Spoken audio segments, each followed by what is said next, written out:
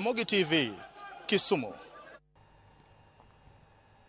Timbe mag Kenya mag jok mamine mag Kenya Pipeline kod KCB nodhi nyime gi ikruok ne tuke mag dhi laro osimbo mar Afrika madhi timore Cairo, Misri chakre tarik 18 dweni. Kenya Pipeline ne pimo ikruok mag jotugegi e yor ngima makare ka KCB komachielo ne goyo rako motelo ne wuok pacho kae ndie. Tukego dhi chakore tarik 11 dweni Cairo kendo dhi nyime nyaka tarik 24 dweni. Joloch tukego dhi chung' ne Afrika e laro osimbo mar piny ngima kod Olympics madhi e piny mar Amerika. Kocha mar KCB Jafeth Munala owacho ni timbe mag Kenya geto yudo loch mane gisebedo ka giyudo e kinde mokalo e tukego.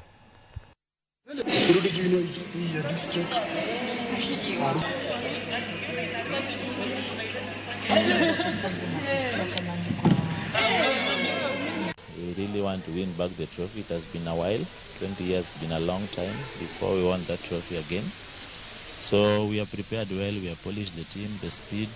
We have increased the accuracy of the set skills that we need to use, the backward defense. That is what let us down the last time, and we have really worked on it to ensure that this time round we bring back the trophy to the country. This time round we are very much prepared in terms of players. We have experienced players and the junior players in the team, and now the team is not like the other year. We are now ready.